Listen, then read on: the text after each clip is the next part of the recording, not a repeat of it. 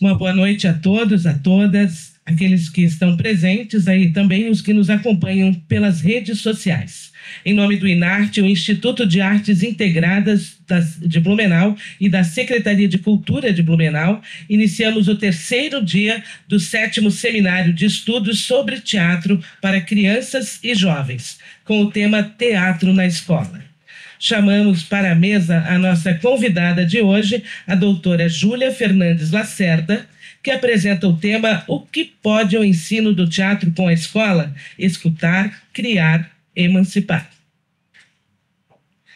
Doutora Júlia Fernandes Lacerda, de Florianópolis, Santa Catarina, é doutora em artes cênicas pela Universidade do Estado de Santa Catarina, a UDESC, professora de arte efetiva no ensino fundamental do Estado de Santa Catarina e professora colaboradora do mestrado profissional em artes da UDESC. Desenvolve projetos sobre as relações entre o teatro, a escrita e a escola, com crianças, jovens e professores em formação. Para acompanhar a nossa convidada e fazer a mediação desta mesa, convidamos o professor doutor Valmor Nini Beltrame, da UDESC de Florianópolis. Nini é diretor teatral, bonequeiro, professor e pesquisador na área do teatro. Suas pesquisas se concentram em temas sobre teatro de animação ou teatro de formas animadas. Este seminário faz parte da programação do 27º FENATIB, Festival Nacional de Teatro para Crianças e Jovens, um evento gratuito proporcionado por nossos parceiros, com a proposta de formação e educação de espectadores de escolas. O 27º FENATIB é uma realização do INARTE, da Secretaria de Cultura da Prefeitura de Blumenau e da Lei Federal de Incentivo à Cultura, do Ministério da Cultura, Governo Federal, Brasil, União e Reconstrução. O copatrocínio é das empresas VEG, Gráfica 43, Giasse, Texpa, Sênior, Uvispan, Carton Druck e Cooper. Também conta com o apoio do Teatro Carlos Gomes de Blumenau e do Centro Cultural 25 de Julho. A todos e a todas, um excelente seminário. Boa noite a todos e todas. É um prazer enorme estar aqui para fazer a mediação dessa mesa com Júlia. Mas antes disso, queria muitíssimo agradecer a oportunidade de estar aqui. E também agradecer a Terezinha pela insistência na realização do seminário, que é um momento de troca, de conhecimento, de recebimento de informações, é um momento de estarmos juntos para pensar esse tema tão relevante, né? Júlia vai tratar desse tema que é o que pode o ensino do teatro com a escola. Escutar, criar e emancipar. Eu tenho um prazer enorme de estar aqui junto com a Júlia, porque Júlia foi aluna no curso de graduação lá na UDESC e tem mais ou menos 20 anos que a gente não se vê. Porque aluno é isso, né? Termina a escola e depois não passa um e-mail para o professor, não telefona, não passa um WhatsApp, não nada. Né? A gente cai no limbo. E aí, de repente, o que acontece? Né? Encontrar aqui e sentar junto com uma ex-aluna é um prazer inenarrável. Eu digo a vocês, poucos de vocês têm, eu acho, essa experiência, mas eu digo, é de muito prazer. Né? Então, Júlia, que bom te ouvir, a palavra é contigo. Fale, né, o tempo que for necessário, mais ou menos em torno de 1 hora. A gente faz uma pausa, porque o nosso limite de horário é 9 horas. Tá bom? Muito obrigado, hein?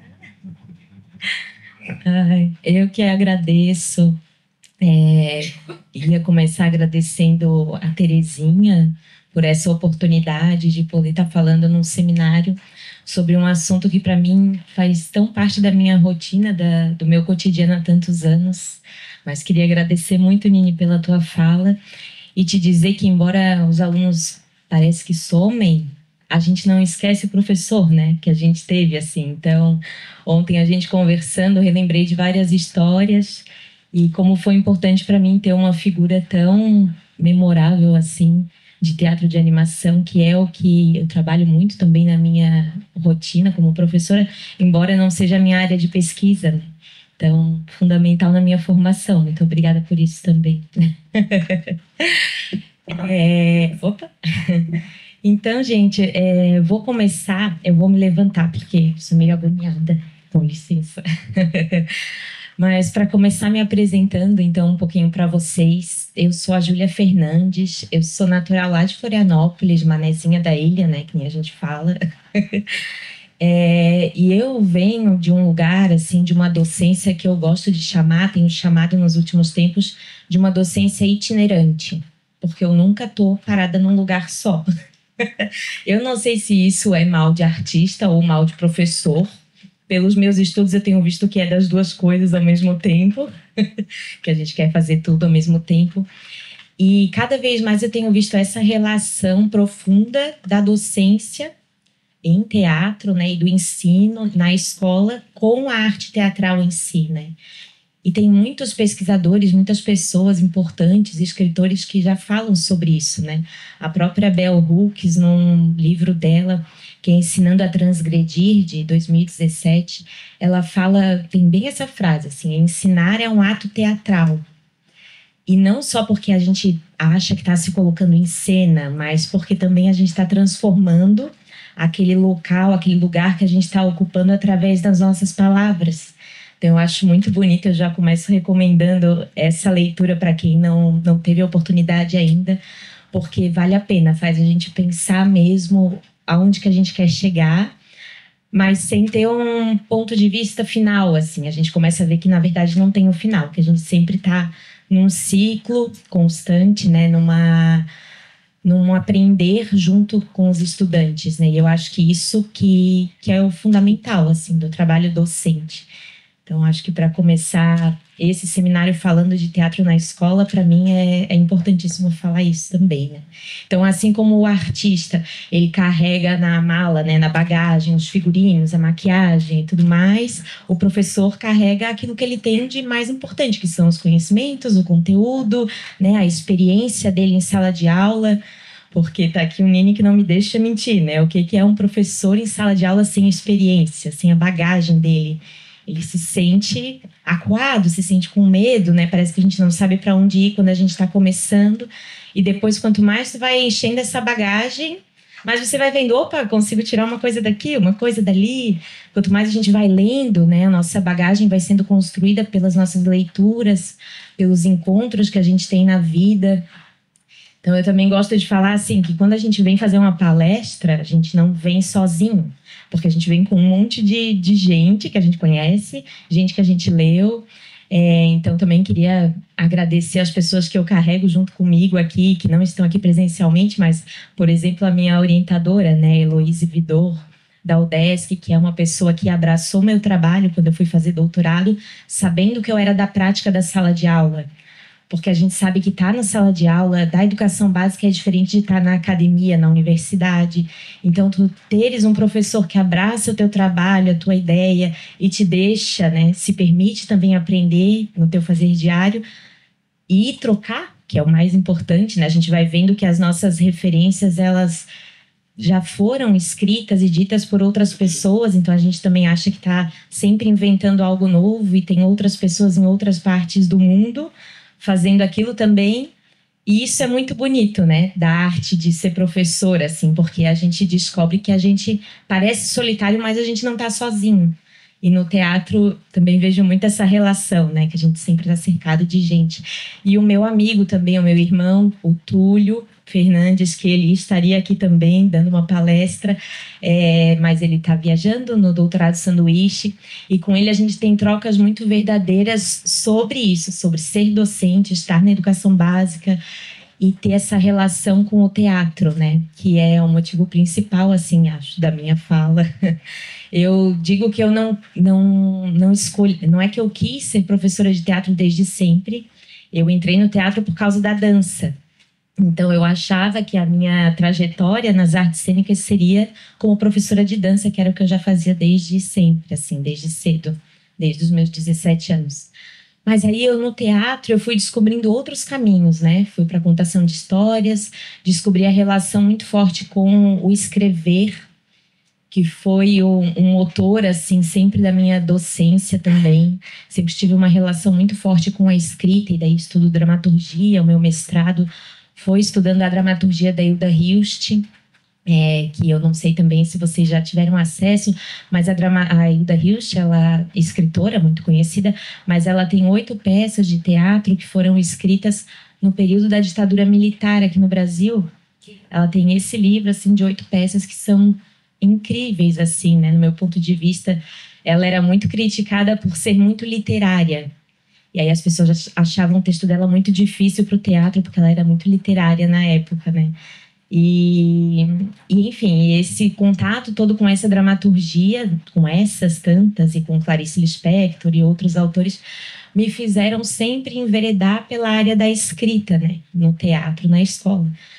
Só que isso não é uma tarefa fácil, né? Porque na escola a escrita ela está muito presente, ela todo dia as crianças estão ali sendo obrigadas a escrever, a copiar. Porém, existe uma barreira muito grande, justamente por isso, né? Estudando essas relações também junto com a minha orientadora de leitura, teatralidade, jogo, escrita, a gente vê o quanto a escrita, ela, assim como a leitura, né, que caminham juntas, elas acabam em certo momento, determinado momento, ela para de ser aquele prazer da descoberta e se torna um tormento, um martírio, algo difícil. Claro que não é a realidade de todo mundo, né? A gente sempre fala de algum ponto de vista, mas nesses 18 anos dando aula em escola pública já vi bastante isso, assim. E eu estava falando da minha itinerância e já me perdi. Mas o que eu ia falar para vocês é que eu nunca fui, até esse ano, professora de uma escola só. Então, eu sempre estive na Prefeitura Municipal de Florianópolis, desde 2013, trabalhando como professora substituta, fazendo prova todo final de ano. Aquela ali já está concordando comigo, que é, né, puxado. E aí, cada ano numa escola, eu ainda tive a sorte de pegar 4 anos... 3 anos e meio, mais ou menos, na mesma escola. Então, ainda consegui fazer um trabalho mais ou menos contínuo, né? Como a CT, que a gente fala admitida em caráter temporário. E lá em Florianópolis, a prefeitura, ela tem um diferencial também de que as escolas da prefeitura do município, elas têm as 4 linguagens no currículo, né? Então, tem artes visuais, dança, música e teatro, o que também é uma realidade muito diferente da maioria das escolas. Só que nem todas as escolas têm as 4 linguagens, né? Eles garantem 2 professores de área por escola. Mas é muito interessante, né? Porque daí as escolas já são pensadas para isso. Tem instrumentos musicais, tem salas de espaço que o teatro e a dança normalmente compartilham, que são salas amplas, sem mesa, sem cadeira. Nem todas, né? Mas algumas têm essa realidade. Então, dei muito tempo de aula nesse contexto. No outro contexto, foi em um colégio particular, que eu fiquei durante 10 anos com atividades extracurriculares. Como a terceirizada, né? Então, produzindo, os alunos, né, sempre pagando mensalidade e tudo mais, vendendo realmente o produto da docência, né, que também não é um trabalho fácil. E nessa escola, como eu fiquei 10 anos, eu consegui fazer também um trabalho contínuo nesse sentido extracurricular, né? Tive alunos que entraram com 6 anos no teatro e saíram, já eram adolescentes, então, e que hoje trabalham comigo nesses projetos culturais que eu desenvolvo, que eu vou falar um pouquinho mais para frente. São estudantes que agora já estão na graduação, fazendo arquitetura, biologia.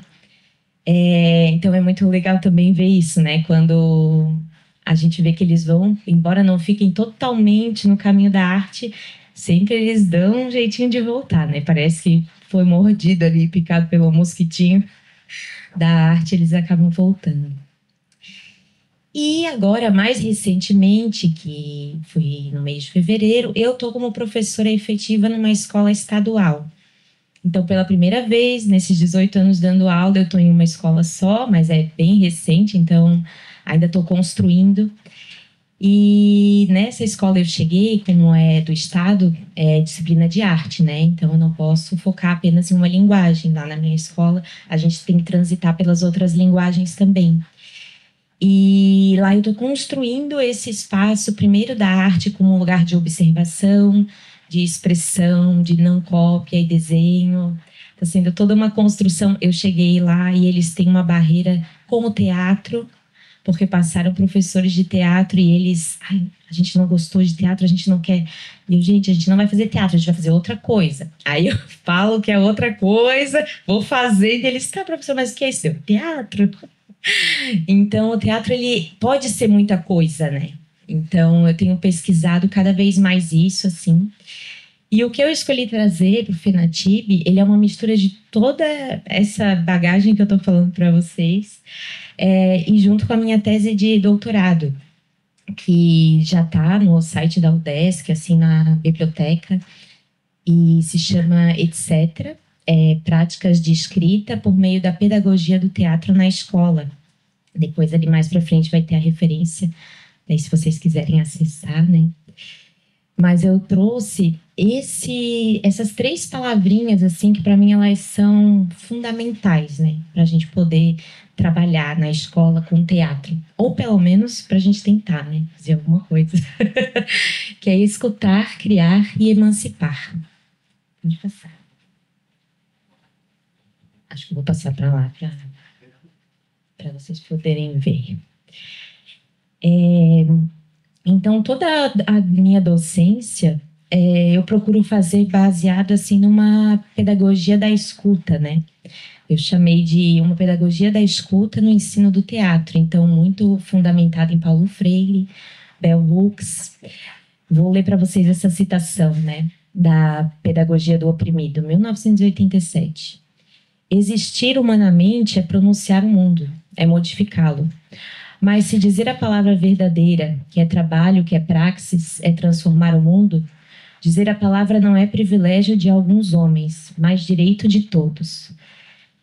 Então eu gosto bastante, trouxe essa citação, porque para que as pessoas, né, e no caso pensando em escola, pensando os estudantes, para que eles possam nos dizer o que eles querem nos dizer, a gente tem que estar aberto à escuta, senão não tem diálogo, né? Então, a primeira coisa que eu acho que a gente precisa pensar na nossa prática docente é justamente nessa potência da gente ouvir. E ouvir não é a gente... Ah, tudo bem, senta aqui que eu vou ouvir tudo que tu tem para me dizer agora. Não é nesse sentido, mas é no sentido de estar com os sentidos abertos para a escuta.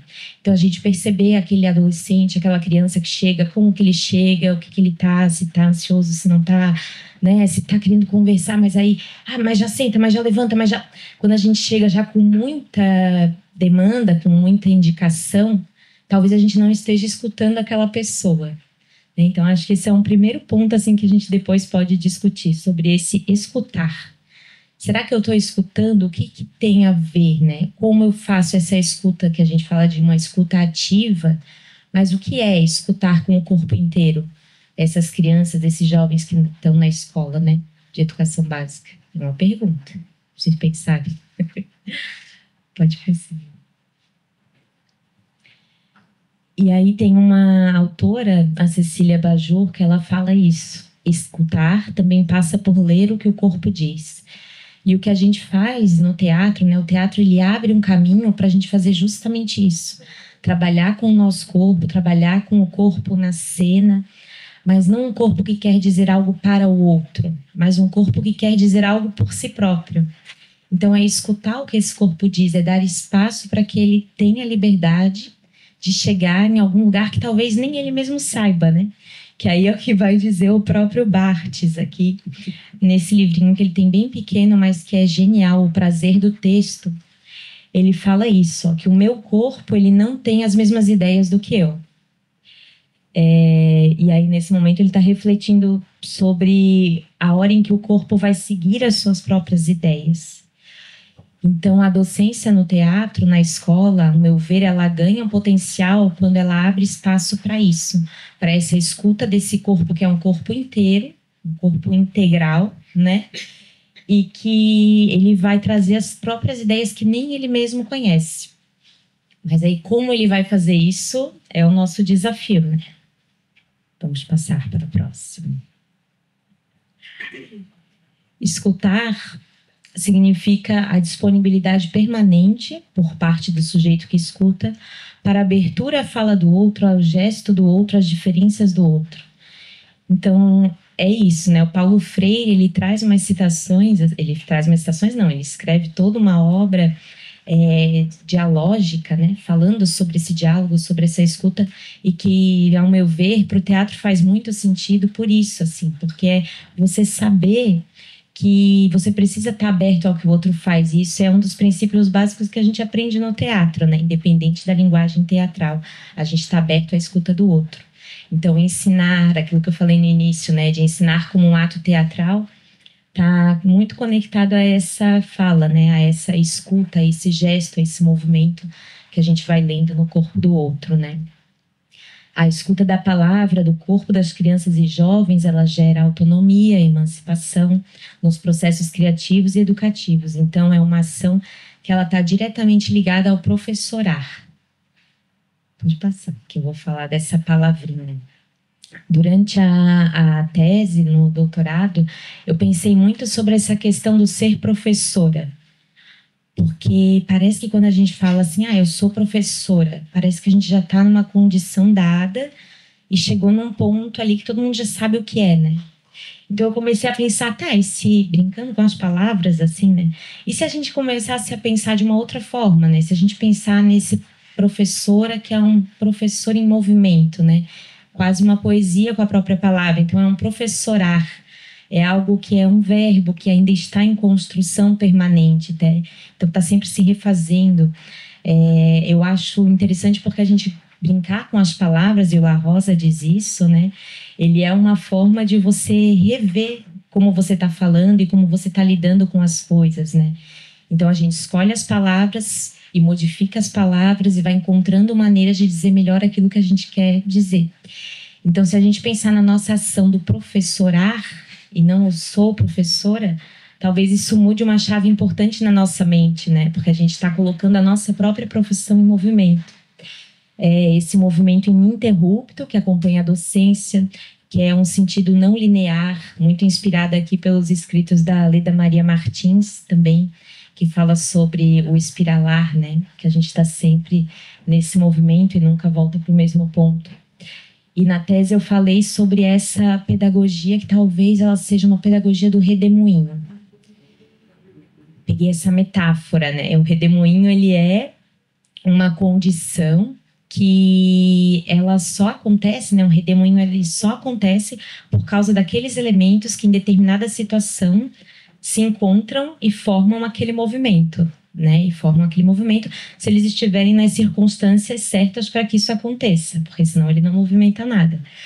E conforme ele vai passando, ele vai mudando o lugar também por onde ele rodopia, né? E quando ele vai embora, eu gosto de pensar não como uma destruição, mas como essa transformação mesmo do lugar por onde ele passou. Porque se a gente for ver no conceito mesmo assim científico de redemoinho, ele se dissolve e as partes voltam, né? Cada uma para o seu lugar. O que mexe é o que ficou embaixo, né? Mas os elementos do redemoinho, eles continuam por aí até se encontrarem novamente numa condição ideal e voltar a girar. Então, eu vejo muito isso no trabalho docente também, como professora, assim, né? E principalmente nessa condição itinerante, porque você vai passando, né? Eu vou passando pelas escolas e tem uma coisa que tem um movimento, vai o movimento junto comigo e eu me contamino, né? Me contagio pelos adolescentes, pelas crianças que estão ali, a gente forma esse movimento, tem um tipo de resultado que depois se dissolve e daí vai para outro lugar e forma um novo redemoinho. Então, esse professorar é uma construção permanente, mas de uma coisa que não é estática, né? A gente não está construindo pilares, a gente está transformando, né? A gente está gerando movimento. Então, professorar nesse lugar, assim, né? De pensar que a gente nunca vai e volta para o mesmo ponto, né? Também. Vou pedir para E para que isso aconteça, principalmente falando de teatro, né, a gente precisa de criação e exercício. Então eu trago de novo a Bell Hooks aqui, porque ela fala da sala de aula, mesmo com todas as suas limitações, ela continua sendo um ambiente de possibilidades, né? Então a sala de aula, independente do lugar, né, ela é um ambiente de possibilidades, porque a gente vê que às vezes a gente tem muita facilidade, as pessoas têm muita facilidade de julgar a escola, né, por causa da sua estrutura, por causa, né, de todo o histórico, né, de cerceamento e tudo mais, mas a gente precisa enxergar a escola também como esse lugar de possibilidades, sabendo que ela tem os seus problemas, podendo fazer críticas à estrutura, podendo e devendo modificar a forma como ela é vista, mas, de acordo com as leituras que eu tenho, assim, a gente precisa defender esse lugar, né, da escola, e daí é o Marcelen e o Simons que escrevem sobre isso, né, em defesa da escola, uma questão pública, porque é nesse lugar que as pessoas se reúnem de fato para apreciar, né, essa matéria de estudo, que no caso é o teatro. Que outro lugar a gente poderia estar com tantas pessoas de classes sociais diferentes e contextos diferentes e apresentando para eles um teatro, uma obra de arte, né, cada um na sua disciplina, se não fosse na escola, né? A gente tem esse movimento, por exemplo, que o FENATIB faz de trazer para o teatro, né? Mas é um outro movimento, um não anula o outro, né? São movimentos que se ajudam, para fortalecer justamente isso, né? A educação e a arte, elas estão sempre em comunhão, na minha visão. Pode passar. Tá, mas antes de falar disso, eu ia falar do criar, né? Só para eu não atropelar. Vou falar um pouquinho dessa parte da criação em teatro, assim, como eu tenho desenvolvido, né? O que acontece? Como eu sou uma pessoa itinerante, vou voltar para aquela fala, né? Tava sempre pensando em algo novo e tudo mais, mas eu sempre gostei muito de trabalhar com textualidade, com escrita, né? Quando eu era pequena, eu até participava, as aulas que eu mais gostava era português, não era artes, porque eu gostava muito de escrever redação. E aí tinham concursos e tudo na escola, e uma vez uma poesia minha ganhou um concurso e fui para um livro. E daí isso foi muito marcante para mim, porque eu estava com 13 anos e, uma poesia num livro, né? Nunca esqueci. Tem um livro lá até hoje. Então, eu sempre levei isso para a escola, assim, de que o teatro também é esse lugar, né? Da escrita, da dramaturgia. E, às vezes, a gente chega na escola como professora, assim, iniciante, né? Falando da minha experiência, e já querendo fazer jogos e prática e tal, mas tu não tem nem o espaço físico adequado, né? E aí, muitas vezes, e também por esse meu desejo de trabalhar com o texto, eu ia para o caminho da escrita. E em um certo momento, numa escola pública, eu até tentei, assim, falo tentei, porque é uma das tentativas de professor, que nem todas dão certo, né? Mas eu tentei fazer um banco de textos com eles, assim, com os meus alunos de 7º ano. Só que eu achei totalmente limitador, assim, porque eles tinham criado uma dramaturgia maravilhosa, assim, na minha opinião, né? Maravilhosa em sala de aula, estavam super envolvidos, tinham ensaiado e tudo mais. Só que na hora de colocar esse texto no papel, o texto se perdeu completamente, assim. Eles já perderam a vontade, aí tinha dificuldade da escrita, dificuldade da digitação, né? Eram muitas barreiras e acabavam desistindo. E também tinha uma outra coisa que eu pensava assim, eu lá iniciando a minha trajetória, né? Nossa, não dá para esse monte de erro de português estar aqui, né? Tem que corrigir o português. Aí a professora de português falou para mim, Júlia, se tu corrigir o português, tu vai desistir. A professora de português. E eu, não, tá certo, não. Vamos parar com esse preciosismo aqui do português. E aí abandonei essa ideia de banco de texto, a gente continuou fazendo só o teatro, né? E aí, muitos anos depois, eu trabalhando nessa escola extracurricular, e a gente montava as peças e tudo mais. Só que a gente montou algumas peças a partir de textos já, né, conhecidos, como Cavalinho Azul, Pluft, o Fantasminha. A gente montou essas peças que as crianças gostavam bastante, sempre adaptada, né, para a quantidade de crianças e tudo mais. Porém, eles gostavam muito de montar os próprios, né, brincar com o improviso e montar as próprias histórias deles, assim. E daí eu comecei a entrar nisso, tudo bem, então vamos lá. Vocês querem contar as histórias de vocês, então vamos contar a história de vocês. Só que aí, de novo, o empecilho da escrita, porque eles, na hora de escrever e registrar, eles não queriam. Deu tudo bem, gente, então ninguém precisa registrar. Eu bem assim, vamos lá, vamos lá. Tentando fazer a coisa aí para frente, né? Só que aí o que acontece? Algumas crianças traziam os textos escritos, escreviam em casa e depois traziam. Outras não escreviam nada, mas ali no meio da aula conseguiam sempre, toda a aula, lembrar do que tinham feito e tudo mais. E daí eu, como professora, eu acabava sistematizando assim, no final, depois que eles já tinham apresentado, eu só registrava e guardava no meu Word, assim, né? Porque eu assim, vou guardar, porque senão isso aqui vai se perder, né? E guardava, assim, esse texto no Word. E daí, em determinado momento, eu comecei a fazer umas trocas. Então, assim, o texto que eles tinham produzido lá numa escola, eu levava para outra escola ler. Eles não se conheciam, mas eles tinham a mesma faixa etária, mas eram de idades completamente diferentes.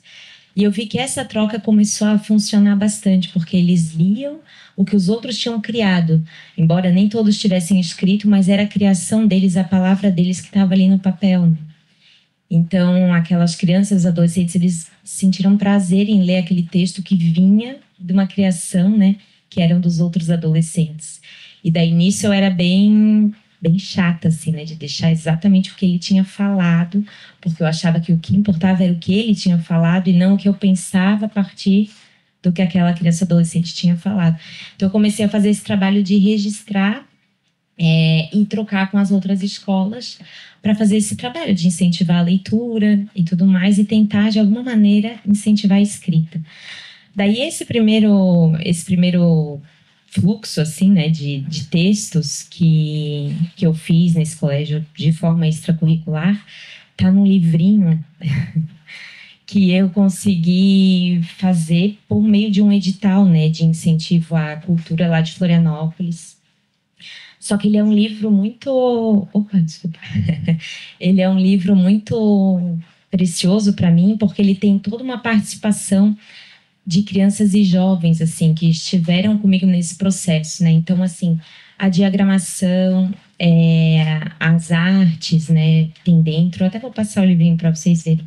Mas toda a arte gráfica, assim, ela foi feita por pessoas. Um deles é o Igor Demarque, que é esse que eu comentei, que ele foi meu aluno por muitos anos e continuou fazendo arquitetura. Então, tem a participação deles totalmente nesse livro, assim, do início ao fim, desde a criação da arte, né, da criação das peças. E ele é um livro que foi todo feito em jogo. Então, eu falo assim, desde a sala de aula, porque eram jogos teatrais, exercícios, jogos dramáticos, até a execução do livro, assim, né, da feitura do livro mesmo. Então, ele tem... Deixa eu abrir aqui para você, porque falar e abrir também é difícil. Mas ele tem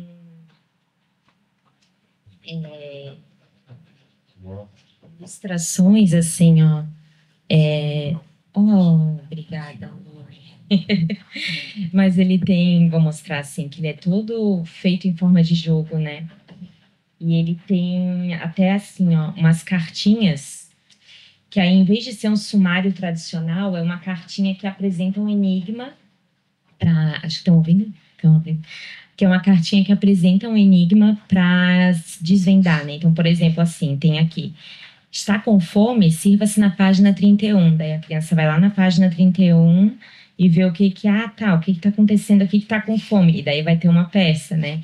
Que é o Lei Restou Ter, que é o título das peças e tudo mais. Eles também, que a gente fazia uma assembleia, né? Trazia as ideias de todo mundo e a gente escolhia a partir das ideias ou fazia votação. Cada peça tem uma história, assim, né? E tem tanto textos que foram escritos e tem a forma de esquetes, como textos, assim, como o Delírios de uma Paixão, por exemplo, que é uma peça completa e é inspirada num melodrama. Mas são totalmente autorais, assim, né? Eles a gente começava improvisando, brincando na sala de aula e escolhendo. Mas eles iam escolhendo, iam conduzindo, né? E eu ajudava a conduzir esse processo. Então, tem os 7 Piratas à Procura, por exemplo, né? Esse texto eu acho muito interessante porque ele até dá para fazer uma analogia com a própria capitã, que ela parece uma professora, assim. E foram os alunos, assim, que criaram também. Mas isso eu falo até... Vou passar, Nini, para eles. Pode passar. Mas isso eu falo assim também, o De Cá Pra Lá, ele é uma realização, assim, pessoal, mas ele é um produto, né, de um processo que é muito maior do que o livro. E eu consegui distribuir esse livro em mais de 50 espaços, né, lá em Florianópolis. Então, foram bibliotecas comunitárias, biblioteca pública, escolas. Então, fiz esse trabalho de ir nas escolas, levar o livro e fazer uma mediação, que eu chamei de mediação artístico-literária, que era de fazer uma leitura de uma peça com eles, de apresentar o livro, né, de mostrar, assim, que, olha, isso aqui é uma criação que partiu do corpo, porque a gente não sentou junto e começou a racionalizar sobre o que a gente queria fazer, mas a gente experimentava os jogos teatrais, né? E a partir disso, eu gostei de fazer uma cena no restaurante. Não, tudo bem, então o que vai acontecer nesse restaurante? A gente ia problematizando, ia trazendo mais ideias e ia construindo essas histórias, né, essas narrativas. Mas acho que o potencial dele, desse produto que está pronto, é justamente que ele não é um produto pronto, porque agora ele está indo para outras escolas e ele está servindo, né, ele está funcionando como um texto também para mediação e para o trabalho e para o trabalho com outras crianças e jovens, né? Então, essas criações que são de 2015 a 2019, elas estão circulando por outras escolas, outras pessoas, né? Então, podendo ler, ter acesso a uma dramaturgia, que é uma dramaturgia tradicional, né, de teatro, mas que muita gente não conhece. A gente vai para as escolas e, né, como professora e daí também como oficineira, né, que leva oficinas de teatro que não são também curriculares para as escolas, eu vejo o quanto é de formiguinha esse nosso trabalho também, né? Porque às vezes a gente acha que todo mundo já leu uma peça de teatro, e quando você chega no 9º ano e ninguém leu uma peça de teatro, a gente fica assim, nossa, que estranho, né? Achei que no 9º ano eles já tinham, né, acesso, já sabia o que era uma rubrica e tudo mais. E eu acho que isso também é um potencial da aula de teatro junto com a escola, né? É fazer essa educação também daquilo que às vezes pode ser esquecido do teatro, né? Que é esse resgate com o texto, não para retornar para o texto como, novamente, né? Para retornar para o texto como uma coisa pronta e única que tem que ser seguido, mas aquilo como um motor que pode impulsionar outras criações. Eu acho que é nisso que reside essa importância, assim, né, desse livro. Mas, vamos voltando, é que eu tenho isso, né, de ter vários projetos paralelos, e daí o livro é um desdobramento que me impulsionou a problematizar a minha docência. E acho que nisso também ele foi fundamental, porque esse livro, ele encerra um processo, assim, de querer construir com eles o texto pronto, de querer... Ele meio que foi, assim, a minha finalização de, nossa, que legal, eles conseguem construir isso, mas o que a gente pode fazer a partir disso? O que mais que a gente pode criar que não precise ficar sob minha organização? Então, o meu desejo e o meu maior desafio no doutorado, que eu entrei em 2020, né, na pandemia, foi justamente em tentar desconstruir essa forma de escrita, né, de saber, então vamos lá, se eu quero que eles escrevam, então eu tenho que estar aberta à escuta para saber o que vem dali, ou como é esse escrever. Então eu comecei a problematizar e ver que a escrita, ela não precisa ser uma coisa solitária, isso eu já sabia, mas tive confirmações, né? Que às vezes a gente acha que o escrever, ele é uma coisa que parte só do racional, que a gente precisa estar sozinho, muito concentrado. E não, e se ela vai fazer o texto, ela tem que ficar ali quieta, porque ninguém pode mexer no texto. E na verdade, não. O texto, ele está sempre em movimento, em transformação, e o texto, ele pode ser o corpo. Então eu comecei a brincar com formas de escrever com o corpo. Então aquilo que as crianças faziam, a gente fazia um jogo, por exemplo, de escrever, de fazer a primeira letra, a gente fica em roda, e faz a primeira letra do nome com o corpo, né, usando o corpo inteiro. Até um jogo que tem num livrinho da Maria Lúcia Pulpo, assim, que ela fala que ela faz um acróstico depois, com essas letras do próprio nome, assim, né. E eu faço a oficina assim, com as crianças fazendo a letra do próprio nome, e depois a gente faz uma batalha de palavras. E aí a gente faz uma leitura no corpo dessas palavras. Então vai lá um grupo e faz a palavra. E daí como que é essa palavra em movimento? E aí depois a gente usa essas palavras que eles fizeram com o corpo deles para criar textos coletivos. Então aí a gente até passou uma imagem ali, não sei se você, depois até posso voltar, mas eles escrevendo ali junto no chão, eles estavam escrevendo esse de improviso, né, escrevendo textualidades a partir das palavras que eles tinham criado com o corpo. Então, é um escrever que sai do corpo, vai para o papel, aí sai do papel, volta para o corpo. Então, é uma escrita que ela não tem mais fim, né? Não tem um limite, mas ela pode ser desenvolvida para um determinado fim também, né? Por que não? Então, tudo depende da condução e do desejo das pessoas que estão envolvidas ali nesse processo, né? E as últimas duas palavrinhas que eu trouxe aqui para compartilhar com vocês é o emancipar e o escolar, né? Porque eu acho que todo esse percurso do caminho, né? Todo esse percurso de fazer a escrita e refazer e pensar esses corpos que estão escrevendo, ele leva para uma emancipação dos sujeitos que estão ali, né? Porque eu começo a pensar, a descobrir que eles têm a própria capacidade de desenvolver a partir daquele exercício que eu estou propondo o que eles quiserem. E isso é a emancipação, porque você ensina que a pessoa ela pode seguir através da própria ideia dela, né, de escrita e tudo mais, pode seguir a partir da ideia do corpo dela. Então você dá ferramentas, dá instrumentos, né, você dá possibilidades da pessoa repensar aquilo que ela está fazendo e começar a criar. Eu gosto sempre de falar nas aulas também sobre criatividade, né? Porque parece às vezes uma palavra também muito estática, assim, né? Então, gosto de pensar na criatividade como uma atividade de criação. Falo para eles assim, criatividade, criar, atividade e criação. A gente está em atividade. Então, não é que, eu sou criativo ou não sou criativo. Eu desconstruo essa palavra também para a gente pensar que enquanto estamos aqui todos juntos, a gente está em atividade de criação. Então, a gente está exercitando a nossa capacidade de imaginar outros mundos, de criar outras possibilidades, né?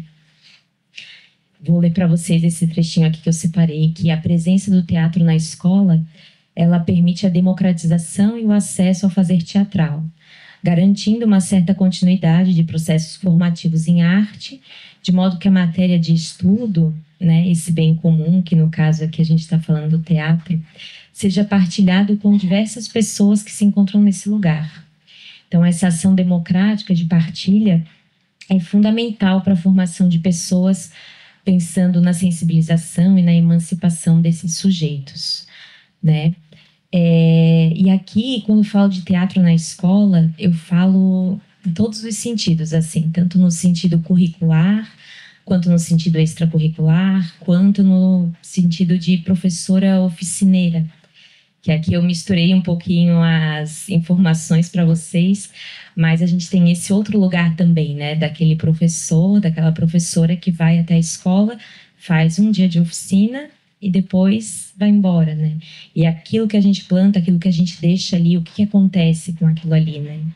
Mas já é uma forma do teatro estar na escola também. Então, acho que quanto mais a gente puder ocupar todos esses lugares, melhor para a escola e melhor para o teatro, né? Pode passar.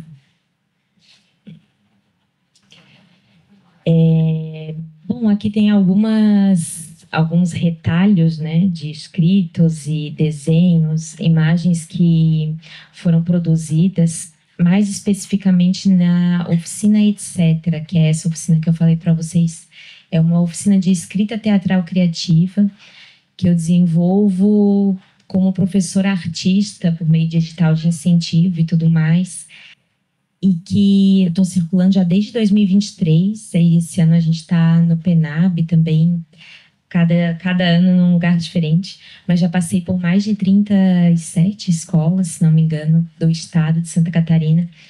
E daí, por onde eu passo, eu vou coletando esse monte de informações, assim, né? Então, eu trouxe para vocês terem uma ideia do que pode surgir a partir dessa escrita, que ela não é mais uma escrita pensada apenas para uma dramaturgia tradicional, né? Ela é uma escrita que a gente está ali, ainda está no papel, né? Porque é a forma de registro que a gente tem mais acesso, digamos assim, mas ela está mais assim contaminada, digamos assim, né? Ela está mais permeada por essas criações que são um pouco mais livres. Tem também alguns relatos de crianças que deram depoimento, assim, criança, adolescente, depois da oficina, que achou, que não achou da experiência. Então, eu tenho bastante material assim, eu gosto de trazer às vezes para a gente ter uma ideia do que são essas escritas outras, né, do corpo. Pode passar. Eu não faço ideia do tempo, assim, bem no falando. Não, 45 minutos. 45 tem mais uns 15. Ah, tranquilo. Então, acho que eu vou... Tá. Então, esse aqui, por exemplo, ó, vocês estão conseguindo enxergar? Eu acho que tá meio... Essa parte aqui? Tá meio... Ah, é porque tem um... Ah, tá. Quer que eu vá pra lá? Ali mesmo? Esses dois papeizinhos, assim, são uns quadradinhos desse tamanho, estão mais em formato, assim, de diálogo, porque eles partiram de um jogo de estátuas que a gente fez em sala de aula. Não no curricular, era oficina, né? Então, era numa escola que eu fui, visitei, não conhecia a turma, e a gente fez um exercício de estátuas, esse era o 6º ano, que cada um tinha que moldar, né? Modelar o da argila, né? Do Augusto Boal. Cada um tinha que modelar o seu colega e tudo mais, daí a gente fez umas brincadeiras, né? Jogos e tudo, e depois eles tinham que escrever o que eles estavam vendo na estátua do outro. E aí, a partir desse jogo, né, que era um jogo de corpo, eles foram para o papel registrando, né, criando a partir do que eles estavam vendo. Então, ali, por exemplo, tem um nômade diz, vou lutar. Lutador diz, eu também. Aí aparecem as coisas que fazem parte da realidade deles, né? Vandinha, marrom bombom diz... seu de cria. E o seu de cria diz, que dor nas costas. Então, a gente olha e pensa assim, completamente, a gente não, né? Ela acha engraçado. Completamente sem pé nem cabeça. Mas eles estavam fazendo esse exercício de olhar para a imagem e dar um outro sentido para aquela imagem que eles estão vendo. E isso a partir das referências que eles têm pessoais, né? Ali a outra, por exemplo, ó. Maria, vai, anda, tá fazendo o quê? Ana, pelo amor de Deus, esses trânsitos de hoje em dia. Maria, né? Por que eles demoram tanto? Ana, eu tenho que ir trabalhar. Sim, eu também, mas hoje eu cheguei atrasada. Chegaremos atrasadas. Maria, estamos muito atrasadas. E eu vou fazer o quê? Te levar voando? Então, só para a gente ver, assim, né? Que é uma abertura também de caminhos, né? Se a gente for, talvez, uma professora de português, um professor mais tradicional... Nem, a de português nem posso dizer, porque a outra professora de português estava mais avançada que eu. Mas, assim, talvez a gente olhe para esse texto e, às vezes, a gente acha, assim, que não... Ah, mas para onde que vai, né? E aí que tá, não é a gente que vai saber para onde vai, é naquele contexto onde eles estão criando e tal, que vai dizer o caminho que esses textos podem ou não ganhar, né? Pode passar. Aí aqui tem alguns depoimentos, né? Tem um ali que eu acho bem sincero e que aparece muito nos relatos, que é no início eu achei que era apenas um vídeo ou uma palestra, então eu fiquei triste. Mas no decorrer das atividades eu comecei a me sentir melhor e mais alegre.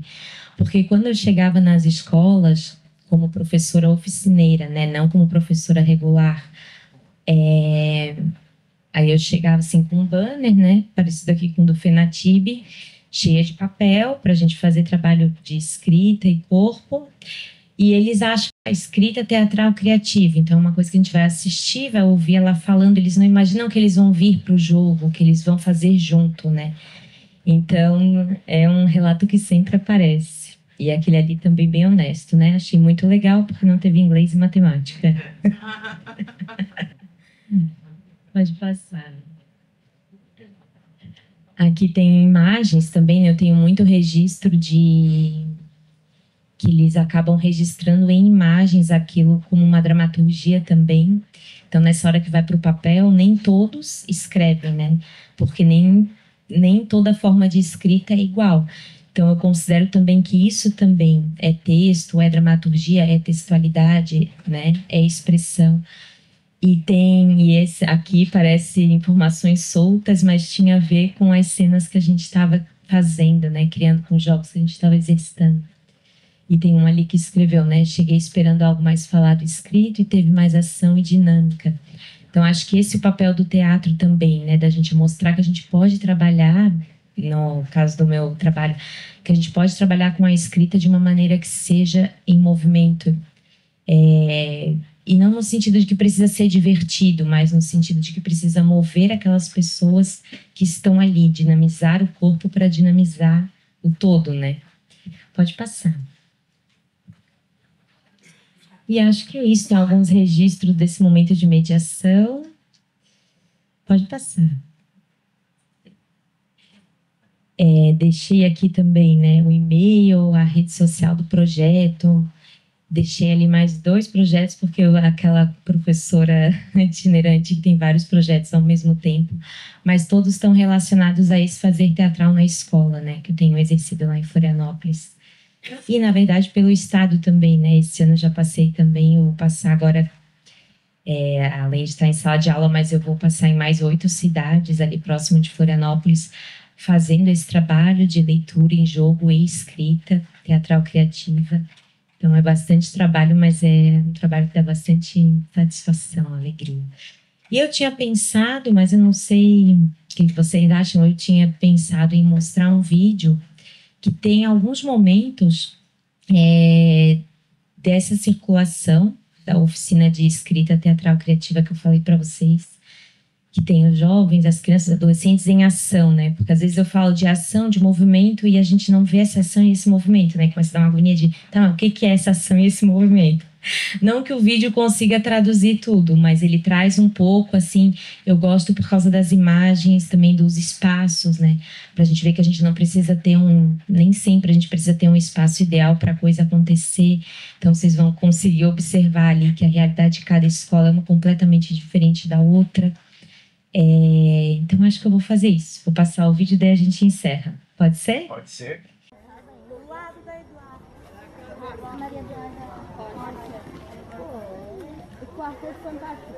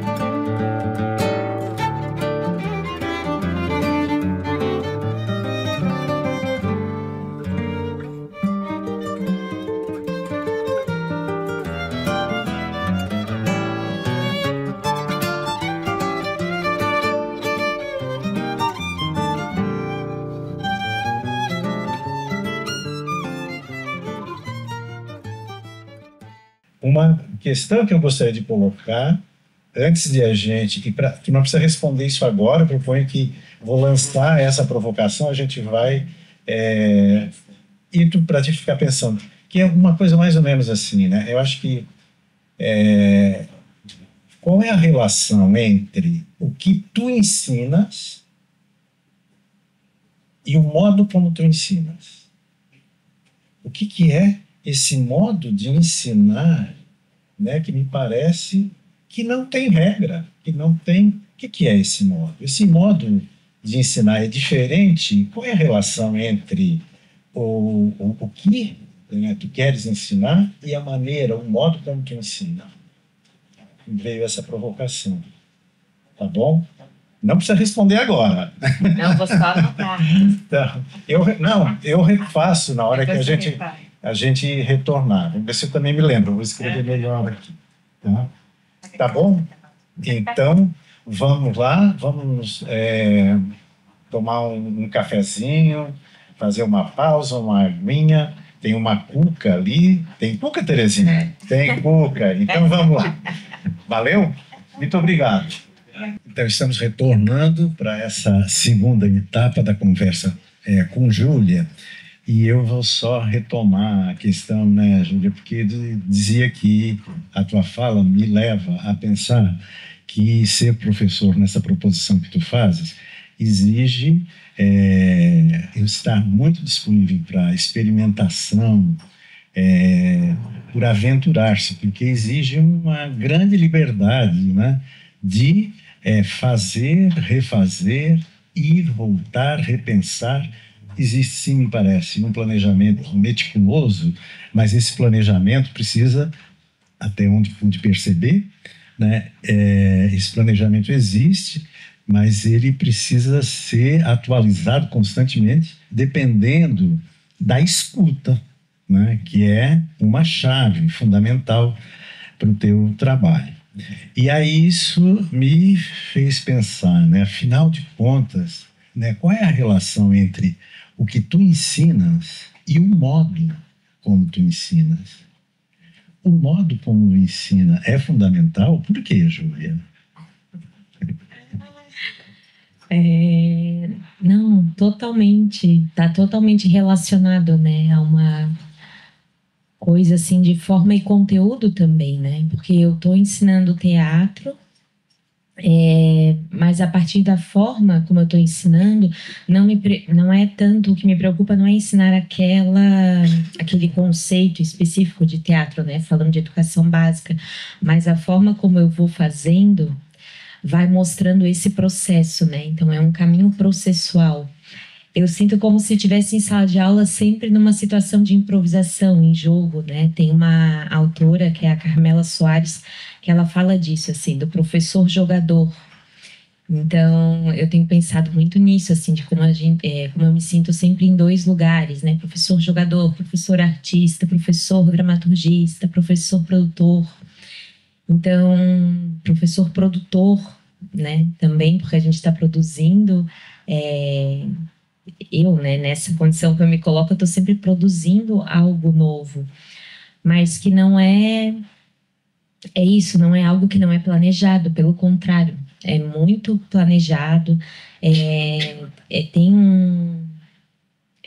uma base, né? Eu vou com a minha base de jogos, de exercícios de planejamento, e chego naquele lugar e aquelas pessoas, conforme eles estão me recebendo, eu faço um tipo de jogo e recebo uma coisa, né? Então, os jogos de teatro mesmo, que é, por exemplo, o jogo do foco, né? É o tempo inteiro o foco. E joga o foco e volta o foco. E joga a bolinha e volta a bolinha. Então, se a gente for pensar nesse do espaço, de olhar no olho, então, todas essas dimensões, assim, que o início do teatro, assim, principalmente quando a gente faz a disciplina de improvisação, de interpretação, né, que a gente fez na UDESC, por exemplo, eles dão essa dinamizada na sala de aula, né, então acho que é por isso que às vezes eles até ficam na dúvida do que eles estão fazendo, né, porque eles estão fazendo teatro muito pela forma como eu estou conduzindo a aula e não tanto pelo que eu estou falando. É a condução, né, a ação e não tanto o verbo, né, nesse caso. Então, Júlio, eu acho que foi isso que me chamou a atenção. Minha sensação é de que o modo como tu ensinas também é conhecimento. O conhecimento não está só no plano dos conteúdos programáticos, né? O conhecimento também passa pelo modo, pela forma, como pelas relações, né? Sim. Exatamente isso, assim. Eu até tenho durante a minha fala, fiquei pensando ali no café, que talvez eu tenha misturado muito, porque é isso, uma hora eu sou professora oficineira, uma hora eu estou em sala de aula curricular, então às vezes na minha fala não fica muito claro aonde que eu estava em tal lugar, mas eu também não sei se isso importa tanto, porque na verdade é o fazer docente, né? Esse estar em vários lugares, assim. Mas eu ia falar uma coisa que me perdi. Mas eu falo então. Peraí, não, mas eu ia falar, era importante. Eu falo. Pode falar. Do fazer... Pode falar. Não, porque assim, eu não sei se eu sou isso, se eu sou aquilo, ou uma hora eu sou isso e aquilo, fica misturado. E eu lembrei do Mário de Andrade, né? O que ele diz? Eu sou 350 e eu espero um dia encontrar-me. E, Júlia, tu pode dizer, eu sou 351, 352, 353. Por que precisa ser uma? Verdade. Né? Também. Tá. Não, vou deixar que eu...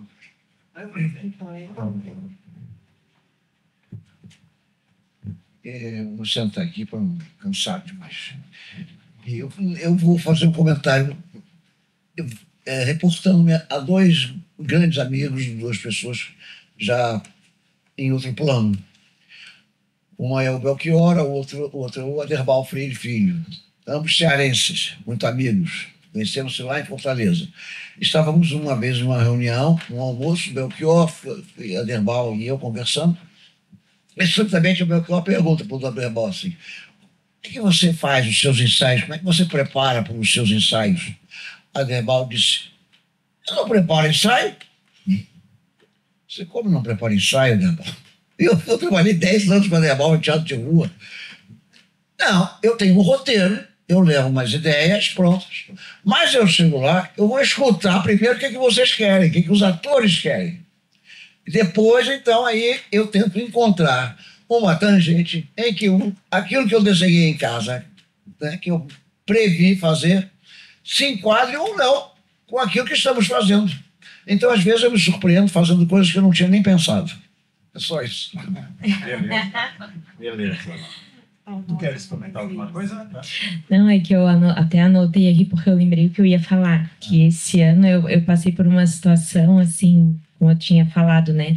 Na escola, os alunos, apesar de já terem tido contato com o teatro, eles não estavam com vontade de fazer teatro. Assim. Então, quando eu cheguei na escola com uma blusa escrita, tipo isso, né, ensaios, mas cheguei com uma blusa escrita sala de aula, em cena, aí eles, não, ela é de artes cênicas. Aí eu, gente, calma, não, né, escondendo a blusa. Mas eu tenho visto, assim, durante esse ano, esse movimento que eu consegui fazer, assim, esse movimento deles verem que o teatro tem outros caminhos, outras possibilidades. E agora eu estava fazendo com eles um caderno de observações, que aí eu chamei, assim, de pequenas observações do extraordinário e grandes observações do cotidiano. Aí só esse título, assim, já deu um rebuliço, né? Professor, mas o que é isso aqui? Esse título gigante, precisa botar esse título.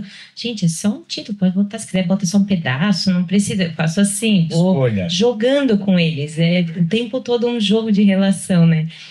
E aí, até teve um que foi bem engraçado, que ele colocou assim, professor, eu posso mudar o título? Eu, claro, pode mudar, o caderno é teu, é tuas observações. Aí ele colocou uma piadinha assim, né? Daí eu assim, tudo bem, tu quer deixar dele? Não, eu vou deixar. Mas a mudança dele do título era assim, é muito difícil observar sendo míope. E é super inteligente. Eu aquilo de uma inteligência, que eu fiquei assim, gente, se eu tivesse dito pra ele, não pode mudar, o título é esse. que espaço eu ia abrir para ele ter essa troca, né? Essa genialidade numa uma coisa que é tão simples. E aí a gente está fazendo o quê? A gente está colhendo observações. Ah, professora, mas tem que desenhar, tem que escrever, tem que... Eu assim, gente, é o teu caderno. Tu vai observar, a gente vai observar. Então, eu dou estímulos de observações e a gente sai pelo bairro. E daí tenho que falar que é um bairro maravilhoso, porque, para quem conhece, é no Pântano do Sul, então na praia, à beira da praia, assim. Só que, assim, maravilhoso, né? Talvez para quem não mora lá todo dia, para quem mora lá, ele já tem muito conhecimento, mas a gente está desvendando o bairro sob essa perspectiva, né? De observar as coisas e fazer anotações. E eu estou lá como professora de arte, pensando no teatro, mas eu não tenho um objetivo final com esse caderno. Eles me perguntaram, professora, mas a gente vai fazer o que com isso? Eu assim, a gente vai descobrir aonde que isso vai levar a gente. Por enquanto, a gente está aprendendo a observar, a olhar o entorno, né? E daí eu falo, vamos procurar situações que despertem empatia. É uma palavra que está super em alta, né? Aí a gente começa a andar e começa a olhar, mas acho que só essa ação de levar esses adolescentes, que isso é com 8º e 9º ano, né? De escola pública, levar para um lugar que eles já conhecem, mas para observar coisas ali que eles vão colher, são, né, pequenas observações do extraordinário. Então, o que é extraordinário? Aí a gente começa a fazer uma pesquisa daquilo que é sensível, né? E que, para mim, é importante em qualquer área, né? Artística, qualquer linguagem artística. Muito importante para o teatro também, se a gente quiser transformar isso em alguma coisa teatral. Senão, está sendo importante para eles como pessoas, né? Não, eu acho fantástico isso, porque a miopia pode ser exatamente, né? Olha só, quantas possibilidades tem aí, né, Júlia? Porque a miopia pode ser desmontar esse olhar acostumado, não é? E isso abre um monte de coisas, né? Enfim, quem é que quer perguntar ou falar, dar algum recado para a Júlia?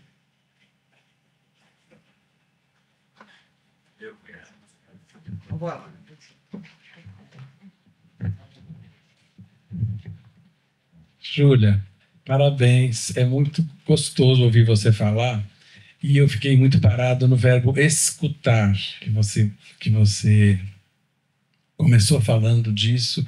O seu artigo na revista Panaceia bate muito nessa tecla, ensinar a escutar, que é fundamental, né? A Thaís contou que na Argentina a educação sexual foi parar na disciplina de teatro, porque são os professores mais que são próprios para ensinar essas coisas de gênero né, para as crianças. E escutar é uma coisa que foi parar na sua mão de professora de teatro, ensinar as crianças a escutar, que é fundamental, né, que todos os professores deveriam ter isso como premissa na vida. É muito lindo ouvir você falar disso e dessa missão. Para mim é uma missão mesmo, né? Porque é fundamental, antes de mais nada, saber escutar o outro nesse mundo todo nosso de intolerância. Então, é muito bonita a sua experiência, as coisas que você conta.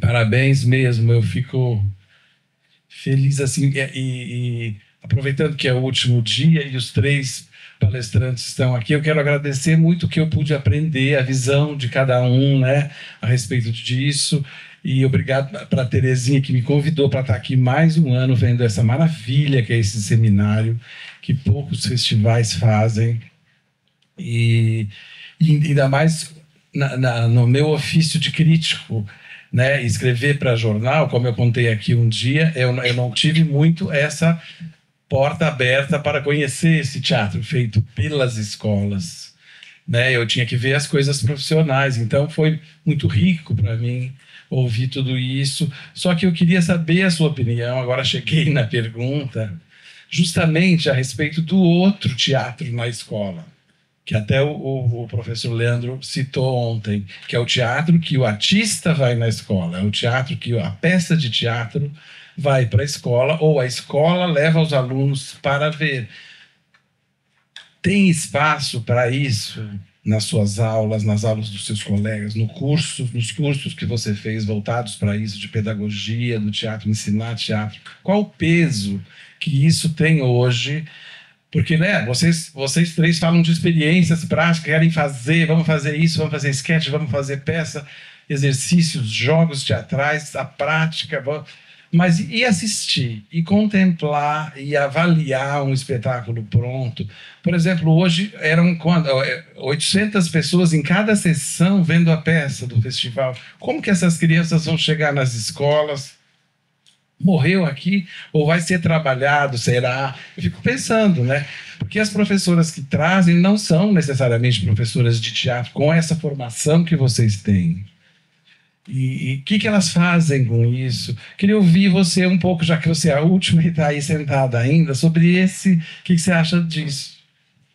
Mas tu diz com relação a um teatro feito profissionalmente, as crianças indo ao teatro, ou o teatro indo na escola? As duas coisas, Ou tu fala de um teatro feito pelas crianças? Não. Feito pelas crianças é o que vocês me falaram aqui nesses 3 dias. Sim. Agora, e as crianças vendo o teatro? Qual o valor disso?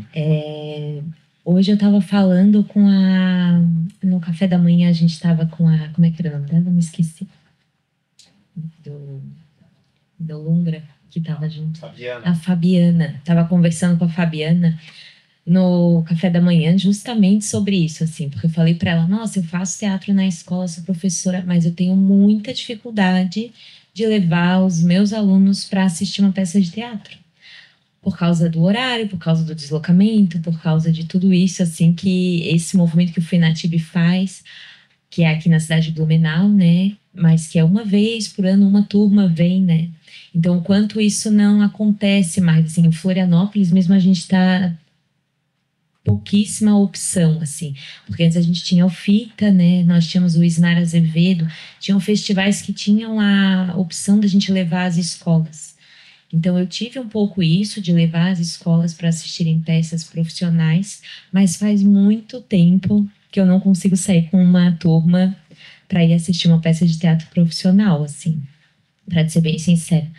Mas o que acontece em contrapartida é que aí, muito iniciativa do SESC, é que os grupos profissionais vão até a escola, e também por causa dessas leis de incentivo e tudo mais, né? Mas é também diferente, né? Porque eles estão indo para a escola, então eles estão indo para o lugar que essas crianças já estão ali habituadas e já têm, né, uma certa...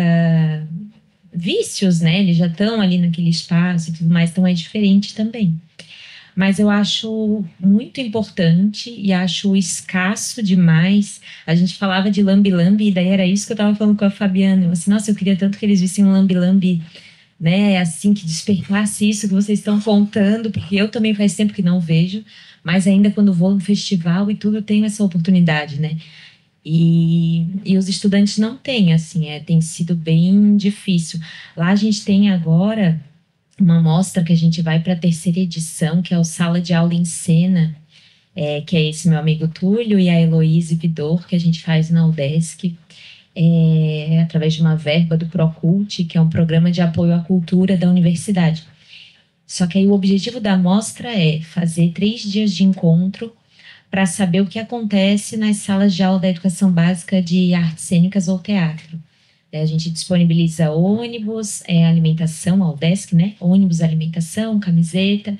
Então, essas crianças e adolescentes, elas vão para a universidade para fazer uma aula, como se fosse uma aula aberta, com os seus professores e outras turmas de outras escolas. E a gente... Nenhum espetáculo. Porque a ideia é fazer isso mesmo, deles estarem numa sala de aula aberta, junto com outras pessoas, para trocar um espaço de formação mesmo, né? E aí tem turmas que levam peças que fazem na escola, tem turmas que levam jogos teatrais, tem gente que levou caixa de lambe-lambe, máscaras, sombras, então tem uma variedade. E daí disso a gente já viu assim como é diverso também o que se produz de teatro e de arte na escola, e que a gente também não vê, né? Quem está do lado de fora, assim, a gente não sabe o que acontece na escola, fica lá. Então, esse espaço de sala de aula em cena é um espaço justamente para isso, para dizer, não, tem muita arte de qualidade sendo feita nas escolas e a gente precisa colocar isso à vista do público. Mas são vários movimentos, né? Vários pequenos movimentos, mas essa pergunta que tu fez mesmo é uma coisa que está muito escassa, eu acho que seria a palavra certa, assim. cada vez mais, eu vejo mais difícil, assim, de levar essas crianças e adolescentes para o teatro, assim. Mas é isso, vamos tentando. Eu acho, né, Júlia, que a gente não tem a dimensão do que foi, do que tem sido o empobrecimento, né, para a cidade, a inexistência ou o cancelamento do Festival Isnara Azevedo, que tinha uma programação toda para as crianças, de um lado, e o festival não acontece já há alguns anos, apesar da insistência, apesar da reclamação dos grupos e tal. A Fundação Franklin Cascais, que é a fundação municipal, não faz ouvidos moucos para isso.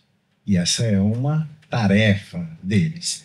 Do outro lado, tem a iniciativa do FITA, que é o Festival Internacional de Teatro de Animação, que ele é organizado por 2 professoras da Universidade Federal.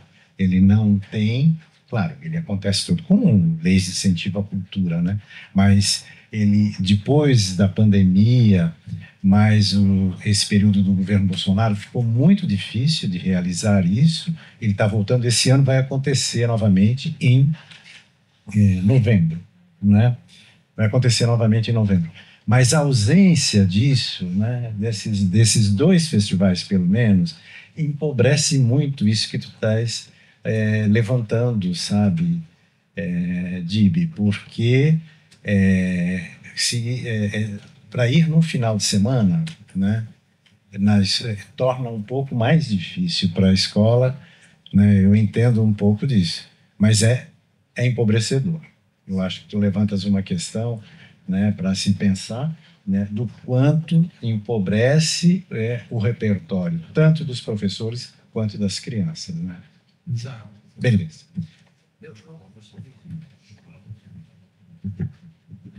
Não é bem uma pergunta, mas é uma experiência, porque o Nini comentou, fez a provocação, sobre qual é o método que você usa, né, para esse processo de aprendizagem e tal.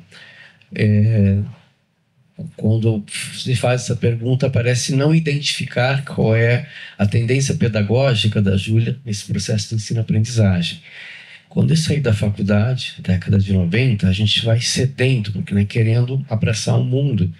E na universidade e também na especialização, a gente faz um mergulho nas várias tendências pedagógicas. E se estuda todas, tradicional, crítico progressista, tendência pedagógica construtivista e todas que tem. E eu me identifiquei muito com o Paulo Freire, com a pedagogia libertadora, fiquei fascinado, tanto que a minha referência maior na dissertação foi Paulo Freire. Muito bem, vamos para as escolas. E aí eu sou crítico progressista e tal, e eu fui adotando essa tendência pedagógica na sala de aula.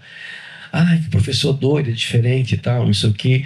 E eu me frustrei, eu fiquei muito arrasado. Você tem que, infelizmente, colocar um número quando você fecha uma média, né, de 1 a 10 e tal. E eu achei que eu ia arrebentar, que os alunos vinham com um resultado fantástico, e me decepcionei. E aí eu recebo, pô, professor, eu achei que tu era meu amigo, porque eu não dei a nota, né? E eu fiquei decepcionado comigo e decepcionado com os meus alunos, porque o que eu fiz de errado? Né? E com o passar do tempo, eu tenho que rever. Com o passar do tempo, eu descobri que o artista Leandro de Assis é crítico progressista e o professor Leandro é tradicional. O nosso patrono da educação, Paulo Freire, ele diz que todas as tendências pedagógicas têm o seu valor e você deve perceber quais os pontos, se apropriar dele e abraçá-los. Elas não podem ser descartadas e nem criticadas. Isso me deixa triste quando eu identifiquei que eu não era um professor crítico progressista da pedagogia libertadora, porque o nosso patrono fala, eu não sei se pedagogia do oprimido ou medo ou ousadia, alguém, por favor, me corrija, que você não pode ser um professor crítico progressista na sala de aula ou construtivista se você tem uma vida tradicional. A identificação e a escolha de uma tendência pedagógica no processo de ensino-aprendizagem que você adota na sala de aula, ela está linkada com o modo, com a forma de como você vê a vida. Ela está relacionada à tua vida cotidiana. E Leandro de Assis é muito tradicional, é muito sistemático, é extremamente detalhista. E o artista é crítico progressista. Eu confundi. Então eu fiquei menos triste quando eu lembro disso, que todas as tendências têm seu valor e você não deve descartar, e sim se apropriar do que é melhor, do que é conveniente, pensando no melhor no processo de ensino-aprendizagem. Então eu, na sala de aula, não sou crítico progressista, embora eu ame, sou apaixonado por essa tendência. Eu tenho algumas coisas da pedagogia libertadoras, muitas coisas da pedagogia tradicional. Qual é a tua tendência pedagógica, Leandro? Eu não sei. É a tendência pedagógica, Leandro de Assis, plural. E aí eu me lembrei porque ele falou que a Júlia... Qual é o método? E aí vocês mencionaram os 300, é essa pluralidade, porque o professor, conforme ele vai passando, eu vou pegando coisas, pego coisas da pedagogia construtivista também. E você vai construindo a tua tendência pedagógica sem ser por cento uma tendência só. E aí, então, as coisas começaram a funcionar melhor. Porque querer ser uma tendência em sala de aula não vai acontecer se, né, você tem um modo de ver ou de viver diferente daquilo que você aplica. A escolha de uma tendência pedagógica se dá pela identificação. E aí eu só para contribuir, porque quando o Nini provocou eu achei interessante, porque ela é muito plural. Ela é muito plural. E eu acho que um professor, ele trabalhando no ensino básico ou num curso de teatro, a escolha, a identificação da tendência pedagógica dele, o método, não muda. Mudam as dinâmicas em relação à caracterização do bairro, a caracterização da turma em que ele está, mas a tendência, o método dele não muda, porque serve em todos os cantos ou em todas as situações, porque ele, ao se identificar com essa tendência, ele terá um processo de ensino-aprendizagem competente. Só para dar essa contribuição.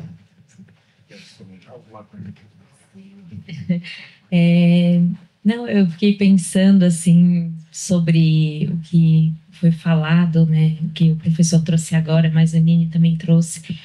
Mas sabe o que eu acho? Eu acho que tem a ver com uma não expectativa, talvez, né? Ou não... Porque eu nunca tive uma urgência de encontrar qual é a minha corrente pedagógica. Então, acho que isso já começa me libertando de certa forma, né? Porque eu não tinha essa necessidade, né? E embora eu pareça muito aberta, muito plural, para mim esse livro é uma demonstração de que eu não sou tão aberta assim. Porque eu tinha necessidade de organizar as falas deles. Me dava uma aflição, porque assim, gente, eles vão esquecer o que eles fizeram, eu tenho que registrar. Quase assim, como se isso fosse se perder no universo, assim, né? Hoje eu tenho muito orgulho, assim, porque nossa, que bom que eu guardei, né? Essas falas, assim. E hoje eu tenho alunos que estão fazendo outras coisas e que eles ficam, nossa, prof, eu nunca achei que a minha personagem ali, como é que ela falou? A aeromoça ia ser lida por outras pessoas, eu nunca imaginei. Então, acho que isso tem uma potência, né? Fazer essas vozes chegarem em outros lugares. Mas acho que tem a ver com essa coisa da expectativa e da escuta. É uma escuta que está o tempo inteiro aberta.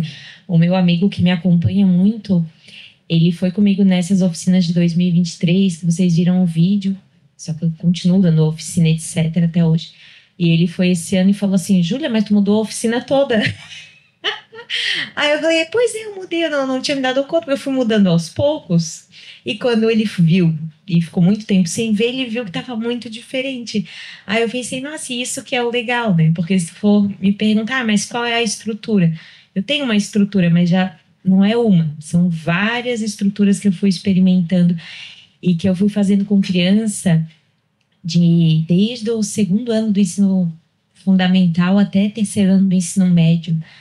Então, coisas assim que tu é obrigado a passar por uma adaptação, né? É obrigado a ter um exercício de ouvir, porque senão a coisa nunca vai funcionar. Porque o planejamento, isso eu aprendi na faculdade, né? Que o planejamento, ele sempre vai ser refeito, né? O planejamento é um roteiro, é igual teatro de rua. É um roteiro ali que tu vai seguir, mas conforme tu tá ali, na hora de improvisar com a pessoa que tá ali passando, tu vai ter que fazer de outro jeito. Então, a sala de aula é assim também, né? Então, acho que isso é o principal. Como eu fui citado, vou dar um pitaco, sabe? que é o seguinte: eu tenho muita preocupação com algumas palavras, né? Por exemplo, método, né? Qual é o método, né, Leandro? Eu sempre levo um susto, porque eu acho que o método, ele tem um rigor, né, que nem sempre cabe, né? E aí, eu me lembro agora, eu vi uma palestra da Emília Ferreiro, ou Ferreira? Ferreiro, que é a educadora, né? E eu estava numa palestra com ela, sei lá, 500 pessoas, levanta uma professora e pergunta assim: queria que a senhora falasse mais detalhadamente sobre o seu método. E aí ela pulou da cadeira e disse: não vou responder essa pergunta, porque o que eu faço não é método. Não gosto de método. Método me enquadra. Não sou isso. Bem, ela levantou a voz, sabe, Leandro? Então, né, não é que eu tenha percebido isso, né, do quanto o método, essa expressão, ela enquadra, ela confina, né, porque parece que é obrigado a seguir. E o que eu quis, na verdade, destacar aqui na Júlia era justamente essa abertura que passa pela escuta, uma escuta que exige silêncio e que né, sem o silêncio. Não tem escuta porque a pessoa não só, sem o silêncio, ela não só não escuta o outro, ela não se escuta, né? E que tem a ver com, na sequência, o diálogo, que tem a ver com essa disponibilidade, e que foi isso que eu senti muito, né?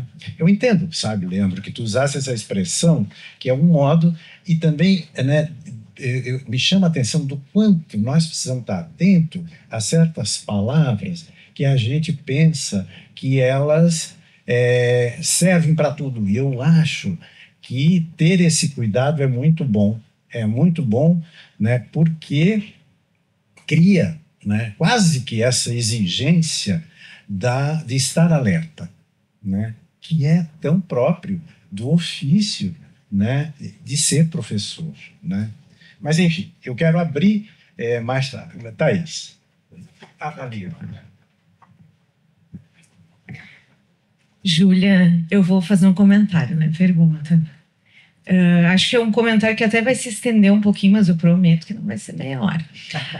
Mas porque... Primeiro quero te agradecer, Júlia, porque é tão importante... Esses momentos são muito importantes, Terezinha, porque é altamente relevante que a gente tenha professores da educação básica compartilhando seus processos.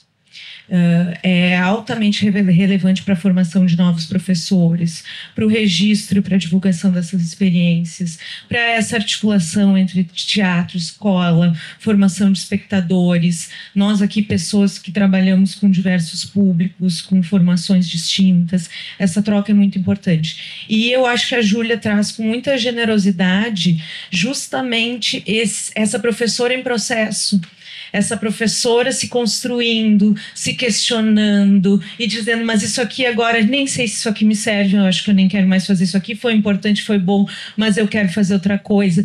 Porque o que tu está construindo, Júlia, com essas crianças e esses jovens, é dramaturgia encarnada. É dramaturgia que é corpo, que é vida, que é ação, que é movimento e que está absolutamente intrincada com concepções contemporâneas de teatro. Então, é isso, não precisa conteudisticamente, a Júlia está ali com o slide dentro da turma do 8º ano, pode também, é o que eu digo, pode tudo, né? Pode o slide dizendo, isso aqui é o grupo tal de teatro contemporâneo que faz teatro sensado.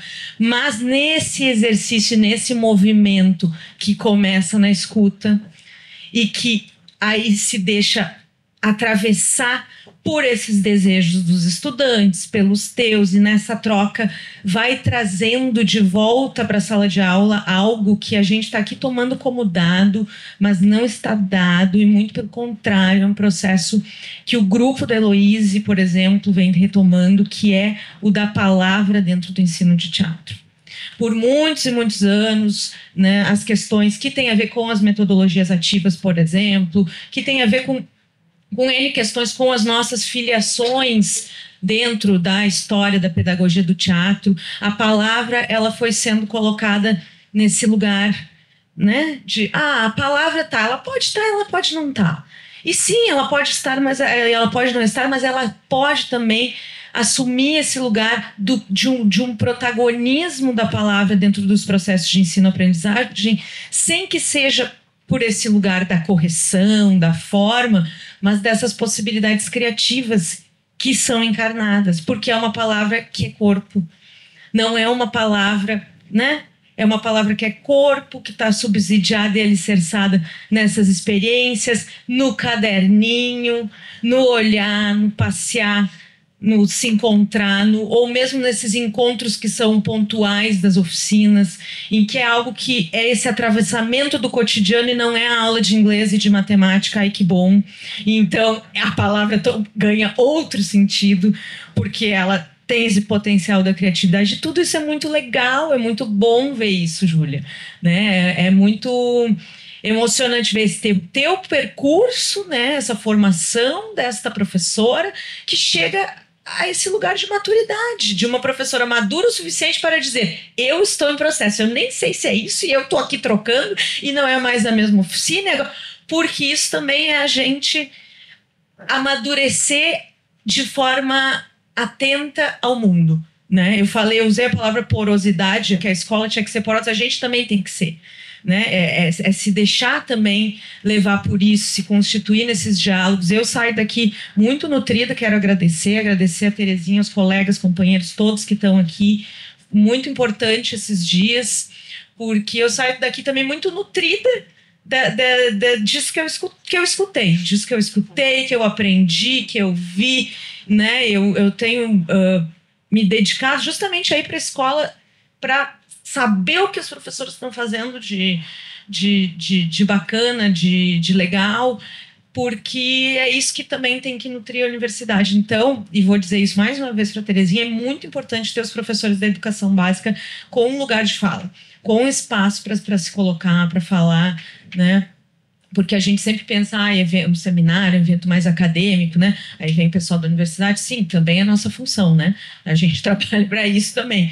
Mas é muito importante ter essa prática, ter isso aqui, né? Então, obrigada mesmo. E parabéns, Júlia. Quer comentar alguma coisa? Não, acho que só agradecer. Obrigada. Posso comentar? Pode, claro. Posso, rapidinho.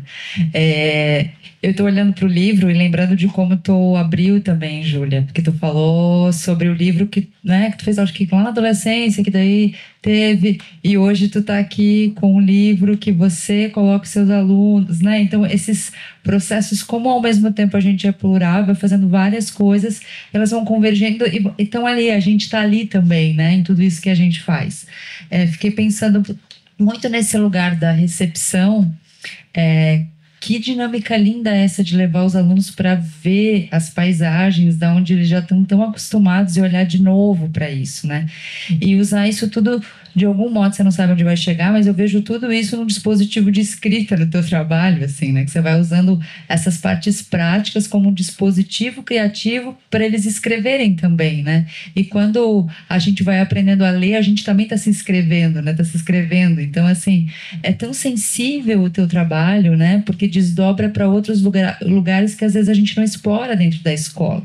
E achei bonito tu, como uma professora artista, escolher nos teus projetos culturais estar dentro da escola, né? Porque às vezes a gente, nos nossos processos, nos nossos projetos culturais, a gente, vou trabalhar com outro público, vou trabalhar... Não, mas você tá dentro da escola, de novo, você quer trabalhar com os estudantes na escola, então assim, isso mostra a tua paixão por esse lugar, assim, né? E a Thaís falou disso pra gente, né? Dessa paixão, assim, né? Que a gente tem que ser um apaixonado, e hoje a gente viu isso, assim, né? A gente viu no seminário todo, né? E a gente vê a paixão da Terezinha nesse festival, porque a gente estava falando aqui do quanta coisa foi acabando nesses últimos anos, né, de festivais. A gente perdeu o Fitube aqui em Blumenau também, que foi uma grande perda, que também é um lugar muito formativo para nós que somos da cidade, né, que a gente acaba tendo muitos espetáculos, né, então isso gera uma pobreza cultural muito grande, porque a gente perde um repertório enorme, né, e isso afeta, né, a produção da cidade, enfim. Então, assim, parabéns, Terezinha, por conseguir manter o festival, porque realmente quantas perdas a gente teve, né? E manter um festival como esse momento, né? Esses 3 dias que a gente estava aqui trocando, né? Fazendo a gente se encontrar, que é tão difícil, né? Conversar, ver essas práticas, né? A gente foi parceira de doutorado, né? Mas a gente fez uma turma de pandemia, então foi uma coisa que a gente... Foi tudo meio... Foi pandêmico, né? A situação. A gente não conseguiu ter uma coisa de turma, assim, né? Mas muito lindo conhecer teu trabalho. Obrigada. Lindo, lindo, lindo. E obrigada por todo mundo que passou por aqui, pela troca que a gente fez. É isso. Obrigada. Só para agradecer. São quase 9 horas. Eu não sei se alguém tem mais alguma colocação a fazer.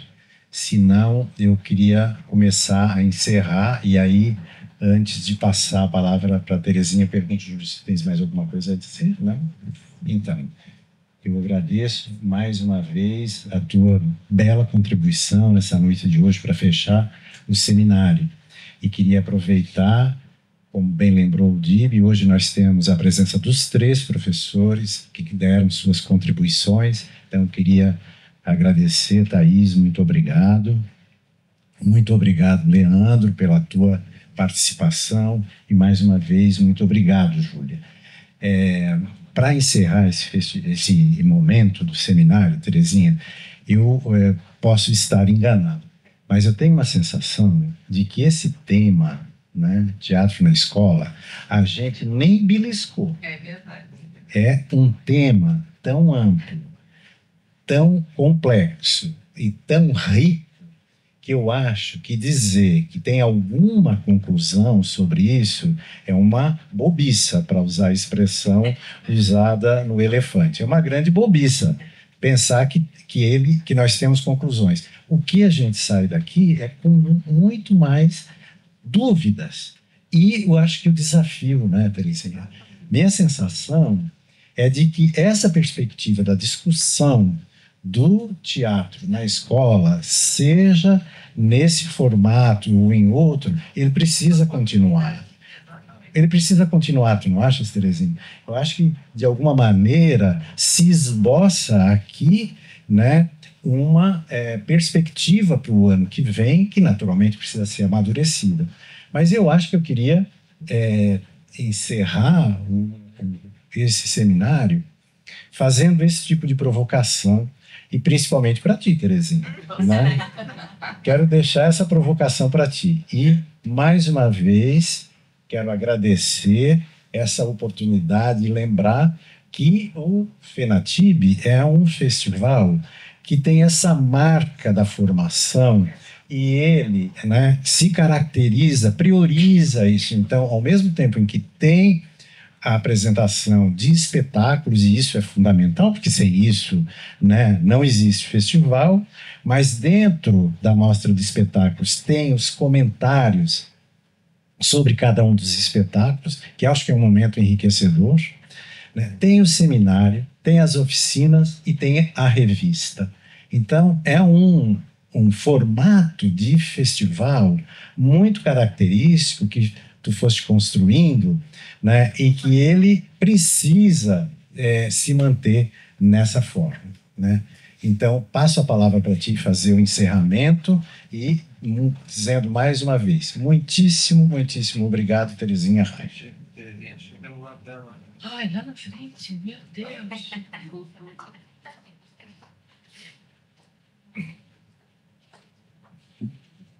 Bom, eu quero, em primeiro lugar, agradecer a Thaís, o Leandro, a Júlia, porque, é claro, ouvindo os três falarem, um cada dia, né, fazendo as suas colocações, hoje, dessa nossa conversa, que foi muito importante, me vem a vontade, né, de dar continuidade em uma mesa ou chamar professores de outras escolas para que eles deem continuidade nessa discussão. Eu acho que isso é fundamental, que nós tenhamos mais professores das escolas, mais participação de professores, porque nós estamos aí dando acesso às crianças ao teatro.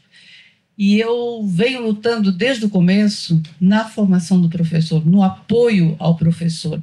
E a gente tem encontrado bastante dificuldade. Mas eu acredito que se a gente começar a formar mesas, com temas talvez, trazendo professores de escola sobre o seu trabalho, seja artes visuais, seja o teatro, seja a música, seja a dança, talvez a gente consiga dar continuidade nesse processo que nós estamos hoje iniciando aqui e da forma como a Júlia colocou, né? Ouvindo as experiências de cada professor, ou escolher, ou ver as vontades de professores que nós temos aqui na cidade, ou até de outros locais, para trazer a sua experiência, para fazer a sua colocação e divulgação do seu trabalho. Eu acho que ele vai dar uma continuidade, sim, porque como a gente começou pelas crianças, né, eu lá no festival universitário, eu senti a vontade da formação e de dar acesso às crianças, porque se nós não formarmos, dar o acesso às crianças, não vamos ter futuros espectadores ou até mesmo estudantes da área de artes. Eu tenho essa vontade agora, a partir disso que nós falamos hoje, nesses 3 dias, né, de dar continuidade, seja uma mesa, ou seja um seminário de 3 dias, ou, enfim, vamos pensar esse formato e vamos dar continuidade nisso, sim. Eu acho isso muito importante. Tá? Muito obrigada a todos e que realmente esse seminário enriqueça cada vez mais cada um que participou, né, e que possa nos trazer também novas ideias e novos formatos e novas oportunidades de estar aqui discutindo sobre o acesso cultural, às artes e o teatro. Obrigada.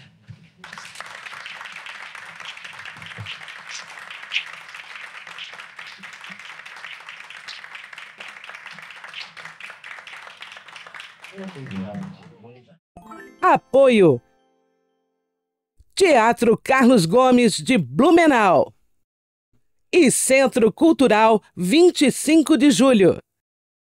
Patrocínio VEG, Gráfica 43, Texpa, Giasse, Sênior, Uvispan, Carton Druck e Cooper.